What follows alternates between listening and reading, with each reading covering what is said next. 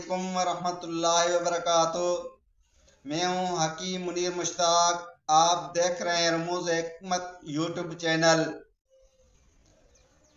सबसे पहले अब चलते हैं प्रैक्टिकल की तरफ और आप प्रैक्टिकल देखें मज़ीद। उसके बाद मैं आपको उसके बारे में बताऊंगा।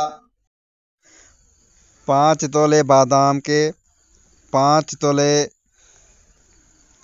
सौंफ के और 10 तोले मिस्री कोज़ा और 5 ग्राम काली मिर्च। इन सारे अद्वियात को पीस कर सफ़ूफ तैयार करें और 1 चम्मच रात को सोने से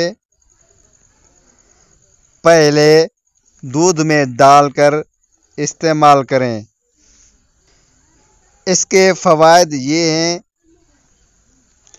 कि दिल दिमाग को ताकत देता है, आँखों की बीनाई को क़ुव्वत बख्शता है और कान की समाअत को भी बहाल करने में काफ़ी हद तक मदद करता है।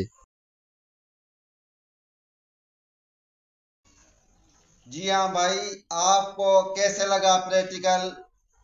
और अगर आप नए हैं तो मेरे YouTube चैनल को सब्सक्राइब करें और बेल आइकन को भी दबा दें कि हर नई आने वाली वीडियो आप तक बआसानी से पहुंच सके।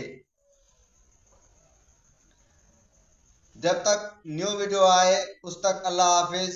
अस्सलाम वालेकुम वरहमतुल्लाहि वबरकातुह।